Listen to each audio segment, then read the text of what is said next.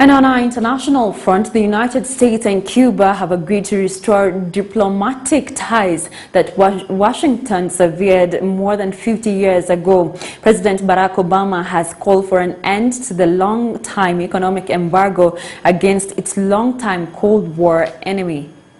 After 18 months of closed-door meetings, U.S. President Barack Obama and Cuban President Raul Castro came into an agreement on factors allowing peaceful coexistence between the two countries. Among the issues mentioned is a breakthrough prison exchanger, the opening of embassies in each other's country, and an easing some of the restriction on commerce. The United States of America is changing its relationship with the people of Cuba. In the most significant changes in our policy in more than 50 years, we will end an outdated approach that for decades has failed to advance our interests, and instead we will begin to normalize relations between our two countries. Havana released a U.S. citizen, Alan Gross, who had been jailed for 5 years in Cuba, and an intelligence agent who spied for the U.S. and was held for 20 years.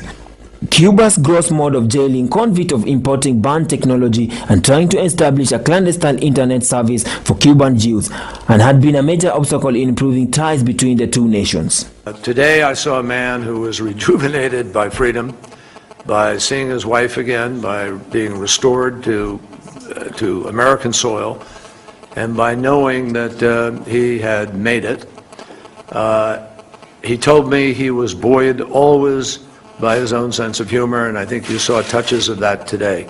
The U.S. in return freed 3 Cuban intelligence agents who have served 16 years jail term for spying on Cuban exile group in the state of Florida. We hope in the normalization process, which we will engage in now, that further progress will be made, and we also hope that over the course of the next months and years, the people of Cuba are going to change Cuba.